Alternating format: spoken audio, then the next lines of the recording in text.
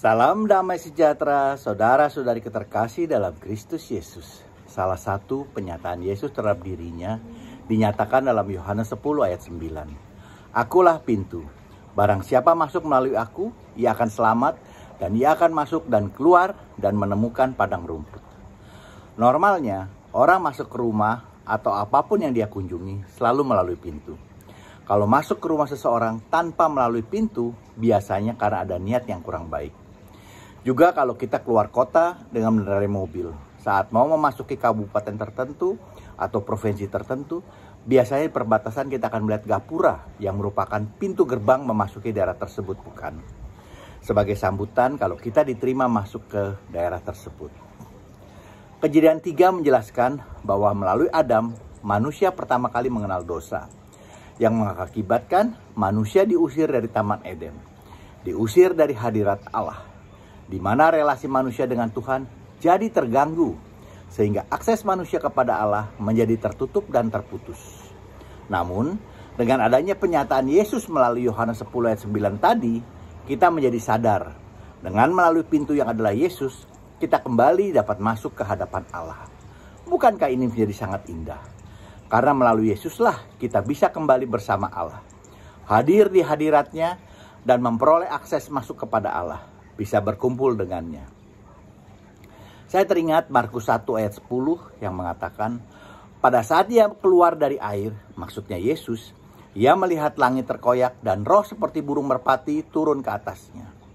Saya rasa ini merupakan peneguhan buat kita semua, di mana melalui Yesus yang adalah Tuhan dan juga manusia, Allah sangat berkenan kepadanya dan Roh Kudus pun tinggal di dalamnya. Sehingga kita kembali memperoleh akses kepada Tuhan. Dengan terkoyaknya langit, maka Allah kembali membuka jalan kepadanya. Bagi manusia yang dulu sempat terputus, saat manusia diusir dari Taman Eden, diusir dari hadirat Allah. Namun, ternyata dalam Yohanes 10 ini juga dikatakan ada pencuri yang akan mencuri daripadamu, merampok dan membunuhmu, menghancurkan, bahkan membinasakanmu. Nah, siapa pencuri itu? Tentunya si jahat, iblis, setan, si penggoda, yang ingin mencuri dan membinasakan jiwa. Mungkin di sini dapat kita renungkan bahwa walaupun ada pintu, tapi tidak berarti manusia bebas dari pencuri. Menghalangi iya, tergantung dari kita juga. Karena si jahat bisa datang melalui berbagai macam cara, dan pasti tidak melalui pintu. Mereka bisa membaca tembok atau cara lain.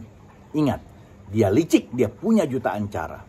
Sehingga meskipun kita punya pintu, di mana Yesus adalah pintu, tapi kadang kita sendiri malah belum tentu berani masuk ke dalam pintu itu.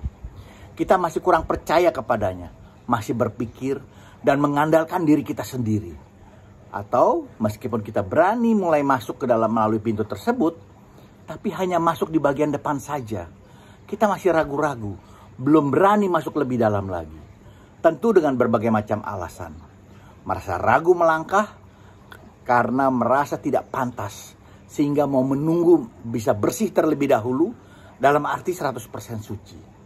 Tapi tetap tidak mau meninggalkan cara hidup yang lama. Masih ingat gambar Yesus mengetok pintu? Ternyata tidak ada handle-nya dari luar.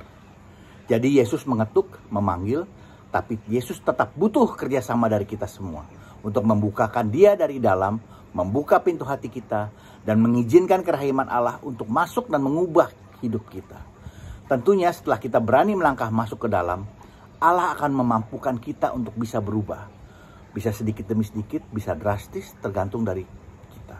Sehingga kita bisa meninggalkan cara hidup lama kita. Namun juga perlu diingat, meski demikian, tetap tidak menjadikan kita 100% bebas dari pencuri. Bebas dari si jahat. Kita semua tahu, si jahat sangat iri pada Yesus. Kalau ada orang dekat dengannya, maka dengan segala cara, dia pasti berusaha menghalanginya dan menariknya kembali. Untuk itu, rasanya kita perlu meninggikan pagar sekeliling kita, agar dapat membentengi diri terhadap segala macam gangguan, yaitu dengan membangun relasi yang semakin intim dengan Yesus. Lebih mengenal Dia dengan membaca kitab sucinya, Injilnya. Berdoa dengan lebih kusuk dan lebih khusus lagi, serta selalu menyembah dan memuji Dia, melakukan firman-Nya, dan melakukan segalanya demi Dia. Demikian pula saat kita memulai pelayanan, kita harus masuk melalui pintu Yesus. Karena kalau pelayanan tidak berdasarkan kepada Yesus dan tidak melalui Yesus, maka motivasinya dapat saja berbeda. Dan bukan untuk membawa orang kepada sukacita dan hidup dalam kelimpahan, seperti domba yang menemukan padang rumput. Namun, dapat saja mencerai-beraikan mereka, bahkan dapat merusak dan membinasakannya. Seperti terlihat pada karakter gembala Israel yang dikecam Yesus. Mereka memiliki motivasi tersendiri, seperti dapat terlihat dalam perikop sebelumnya. Saat orang buta disembuhkan, di mana orang baru saja mendapatkan berkat baru, memperoleh hidup baru, seharusnya semua orang bersuka cita merayakan peristiwa itu. Bukan malah mencari gara-gara, kenapa dan bagaimana. Bila ada masukan, mohon berikan komentar Anda. Jangan lupa di like dan subscribe, juga di share, agar kita dapat saling memberkati. Amin. Tuhan Yesus memberkati kita semua.